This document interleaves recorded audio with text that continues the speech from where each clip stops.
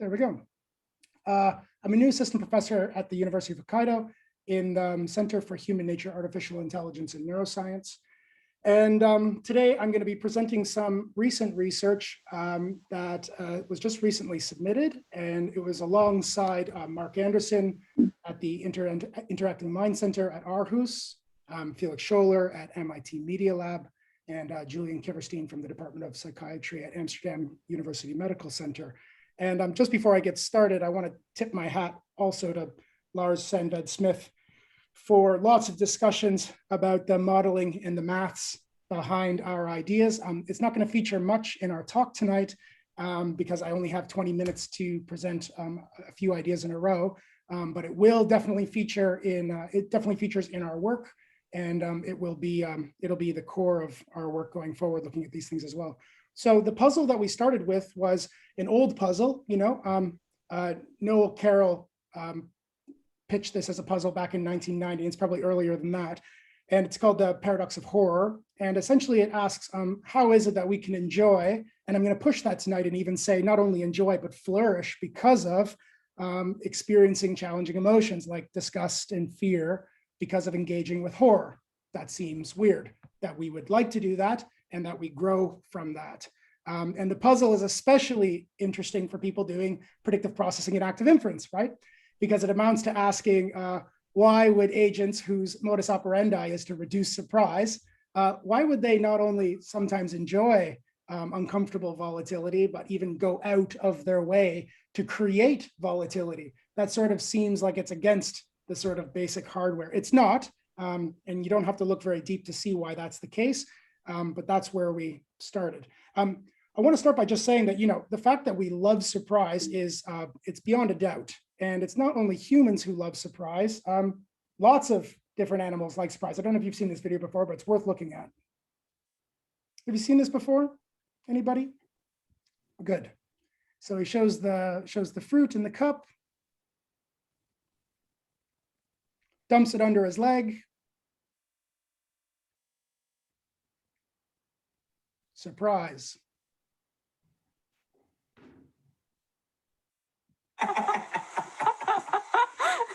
That is a happy being right there. And surprise, right? Surprise was enjoyable, really enjoyable. And humans take it to a whole new level. I wish I could give you the volume for this, but you're just gonna have to watch it muted.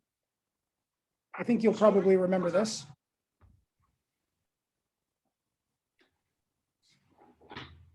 This was Paranormal Activity, came out a few years ago.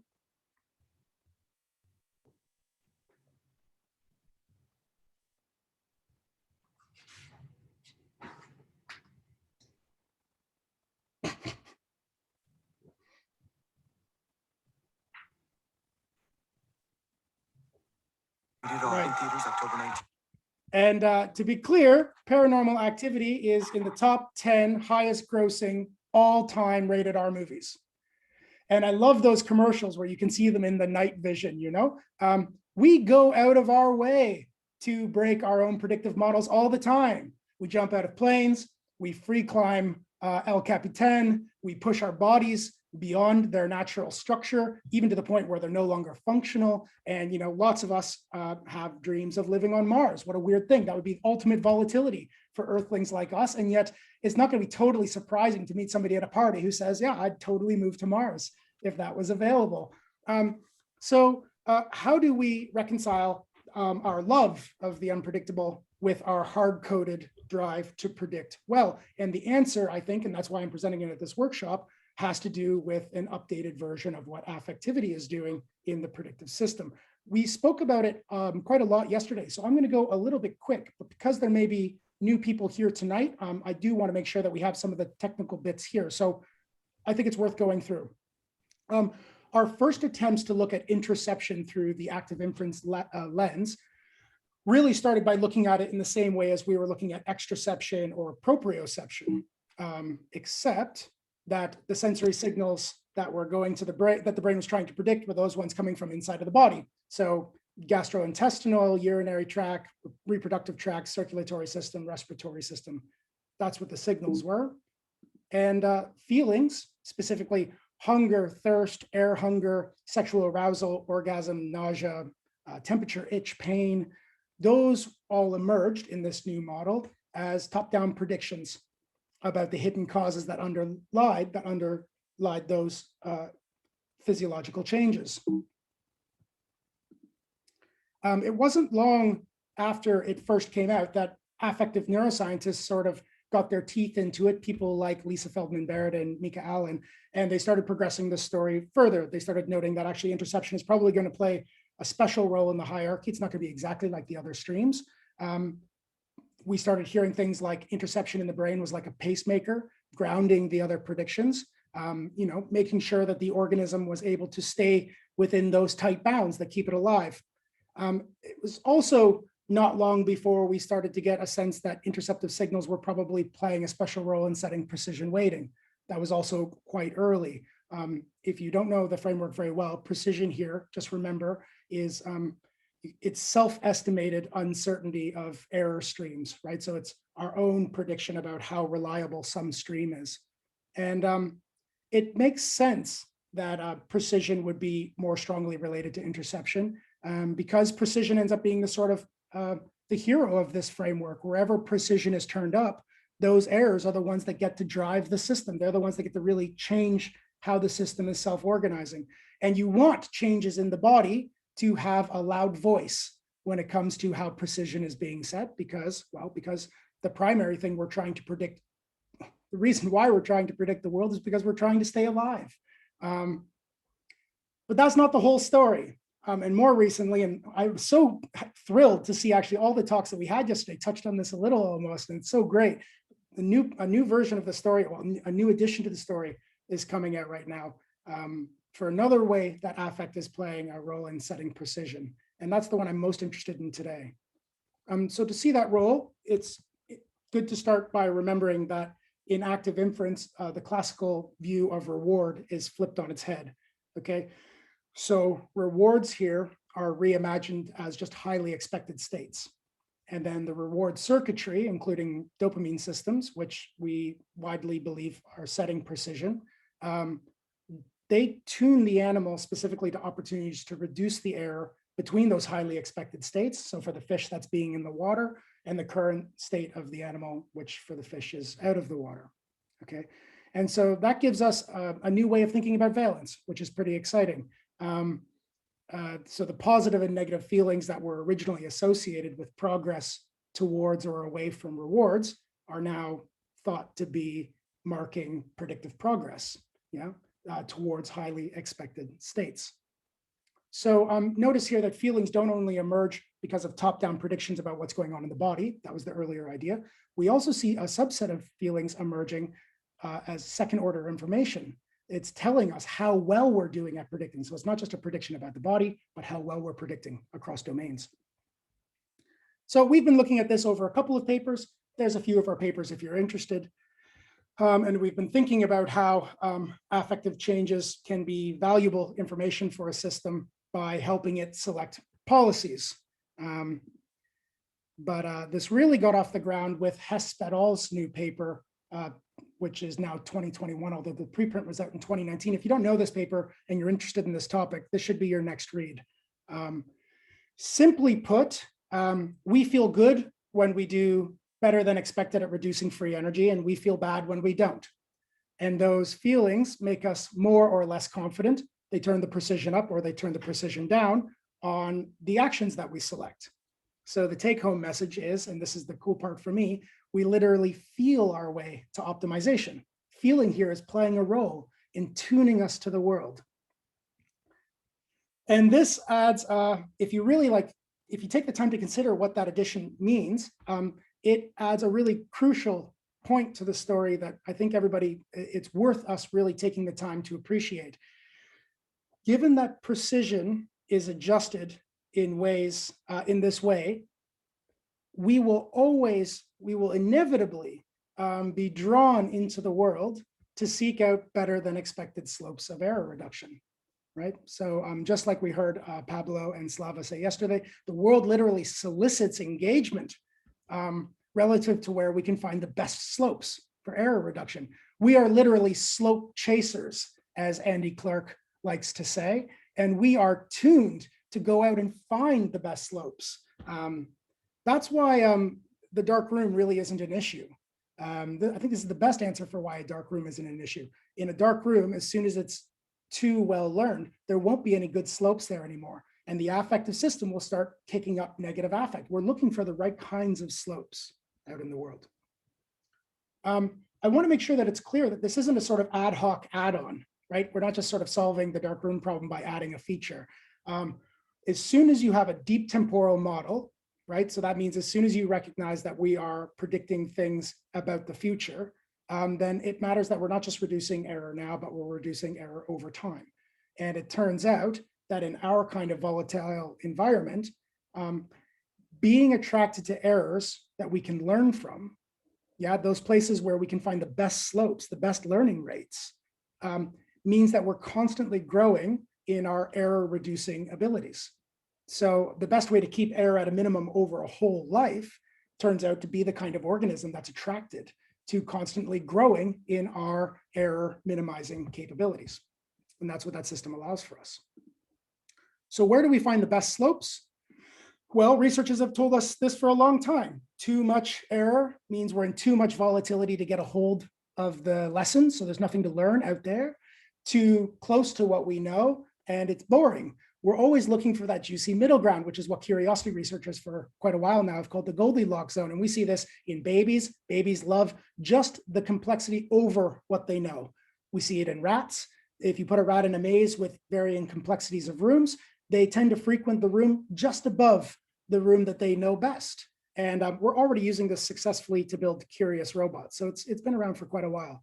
In the paper that this talk is built on, we called those errors consumable errors, okay? Those are the errors that the system is well prepared to engage with in a way that's likely to yield good learning rates. And so, in effect, be rewarding.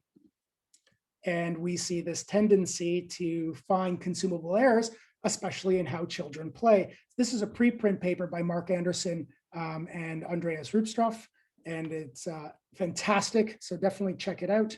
And in it, they show that humans love consumable error, that they are always deliberately making consumable errors for themselves to consume. We tie our legs together, we blindfold each other in games, and more than that, it's so crucial that actually playful organisms will only sort of be interested in play as long as there is some violation or some unexpected element.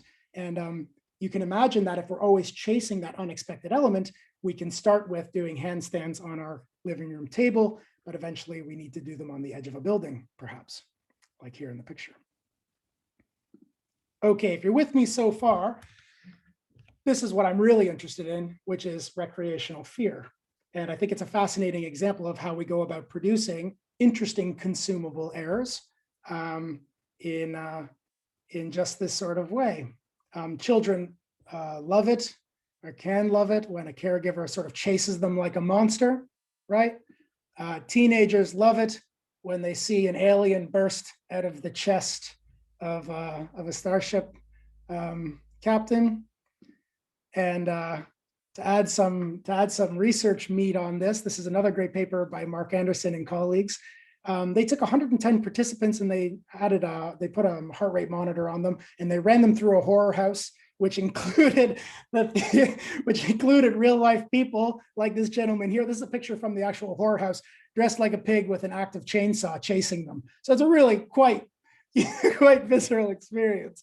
And then when they exited the horror house, they asked them to do a questionnaire about how scared they were and how much they liked it. And the results were just as we would expect. So they were compatible with this active inference perspective that aesthetic pleasure can be understood in terms of aerodynamics, in terms of this specific rate of error reduction. So a moderate amount of fear and a moderate amount of small scale heart rate fluctuations, they were both linked with heightened states of self-reported enjoyment. And in fact, it followed a U shape. Too little, not fun. Too much, not fun. Right in the middle, super fun. So why do we love horror films? I've only got 5 minutes left, wow, like 8 minutes left. So I'm gonna move through these a bit quick. I think there's 3 reasons we love horror films if we take that as the basis. And I don't mean this to be, forgive me for not going deep enough in any one of them, but what I'd like this to be is a sort of taster platter for you as researchers to maybe sort of whet our appetites to look down a few possible avenues. One, films are carefully curated for us, for slope chasers. Okay. Given the value of finding these sweet spots of consumable error, it shouldn't be surprising to us that humans are prolific slope makers, breakers, builders, and refiners, right? We purposely structure our environments all the time in all sorts of ways to find this juicy kind of error, and film is just like that. We build films, we build just exactly the same sort of thing that you'd see in a roller coaster. You know, we design a roller coaster to make and break error. We see exactly the same thing in movies, except for it gets built through narrative and through cinematography and through post-editing. And in fact, today there is a growing science of suspense where neuroscientists are actually helping filmmakers create, sustain, and break slopes of error reduction on purpose. So you'll see here, this is from Keith Bound at Receptive Media. He works as a consultant for movie makers. And what they actually do is they take people and monitor them while they watch the movie, and they track where these slopes are, and they feed it back to the editors to see if they can build the slope better, to create better, more satisfying builds and breaks. I might just say as a side note here, I wasn't sure if I was going to add this, but I think it's interesting. So the fact that film specifically curates consumable error, yeah, like it makes and breaks error for us just by watching, makes a lot of sense for why we might take solace in television or movies when we don't feel well, like if we have anxiety or depression. Anybody here who's struggled with, you know, anxiety at a certain time, TV can be a real refuge for that. And that makes a lot of sense, because if for whatever reason in your life you're not able to catch up to that good slope, there's too much volatility. A well-crafted television show will create and break, so give you the experience of errors rising and falling on that side. You almost have to do nothing in order to still feel as though you're catching up to your error rates. Okay, so that's one. Two, horror, I think, potentially helps tune our generative model to dangerous possibilities. So in addition to creating slopes through their specific content, through their structure, films are also sought out for their specific content. So here's a good example. During the COVID pandemic, the market share of horror movies tripled from 12% of films to 44%. That's by far the largest share in history. And that might seem kind of weird. Oh, and Contagion, Soderbergh's movie, was the #1 download on iTunes. And that might seem weird, because you would expect in the time of crisis, we would want comedy, but actually comedy plummeted. What we did instead was we started watching pandemic horror movies like they were going out of style. That's very weird, because actually we're increasing our volatility in an already volatile experience. One answer that I like was written by New York Times journalist Wesley Morris. Here's what he wrote about Contagion. He said, "The movie hit me squarely in the entertainment cortex, this funny, scary, stylish, soapy, plausible speculation of life during a global pandemic, during a global outbreak." Sorry about that. The appeal is how it is possibly instructive of a worst case scenario, right?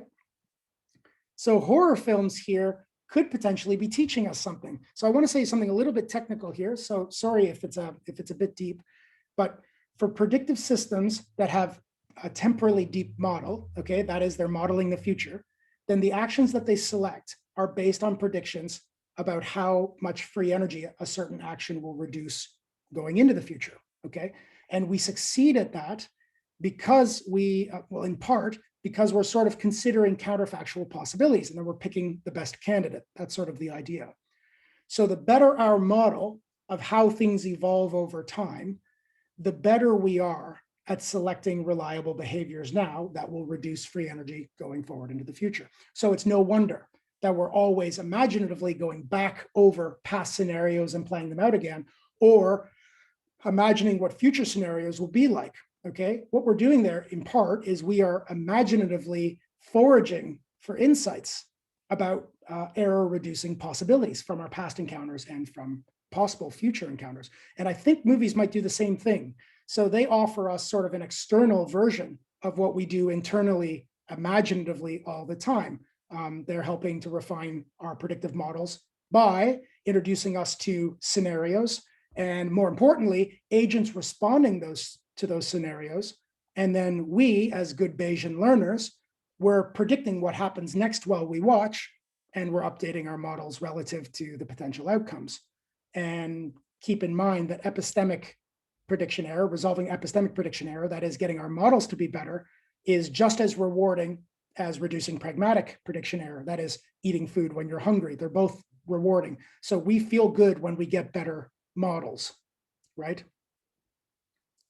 So then horror, if that's right, then horror is enjoyable in part, and for some people, because it might provide them an opportunity to play sort of offline in an imaginative mode with what scares and disgusts them. In other words, horror films allow us to bring down the levels of prediction error by allowing us to play out possible scenarios and by updating our generative model relative to those possible scenarios.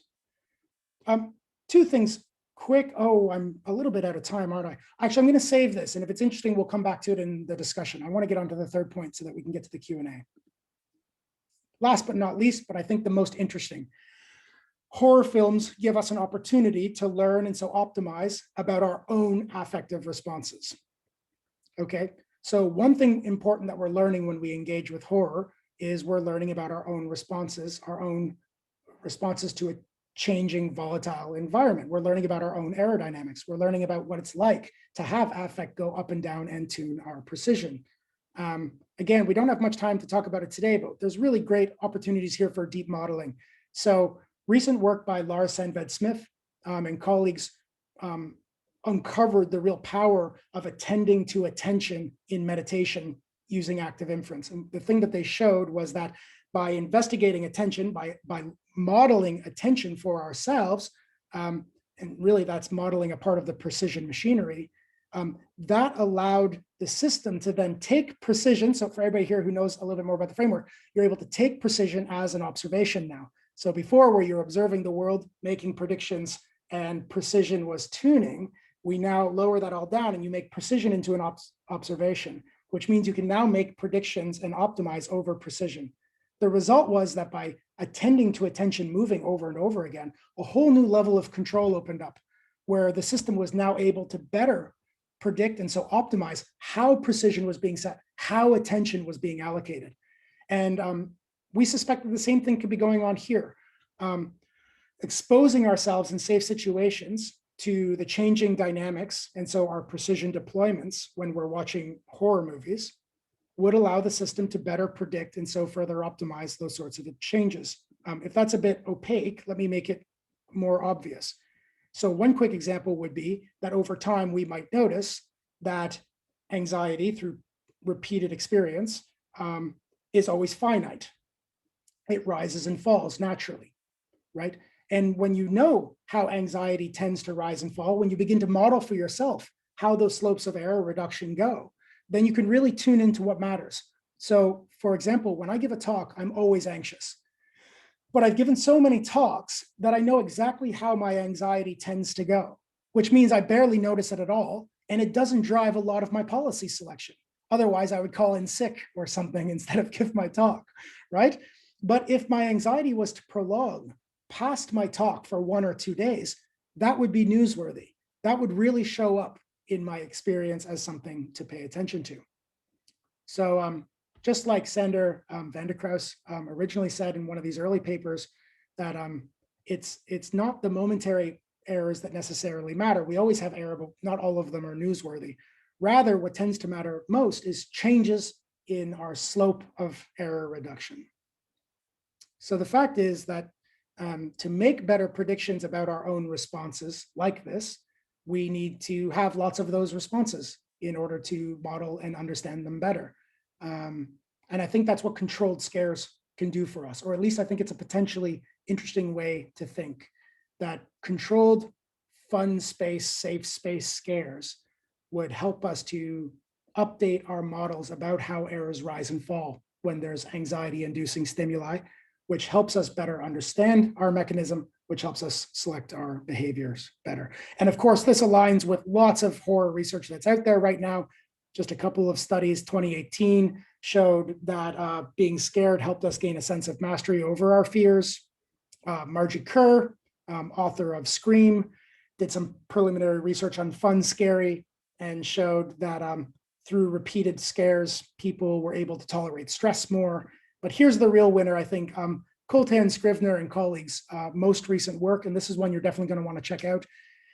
They showed that horror movies had a positive effect because they helped tune our strategies. And they took 300 people and they tested them, and they found that they were psychologically more resilient, potentially more resilient than non-horror fans in the sort of emotionally draining months of COVID-19. And they say, quote, it may be people learn about their own fear responses and about regulating their own emotions through watching horror movies. And we completely agree. That's exactly what we think. We just suggest that potentially predictive processing and active inference might be a good computational backbone for those ideas exactly. And I spoke over, sorry about that. It was a bit rushed in the middle, but that's me. This is us, in case you want to get a hold of us and talk more one-on-one. We're always up for collaborations. So yeah, do reach out if you'd like. Thank you. Thank you, Mark, for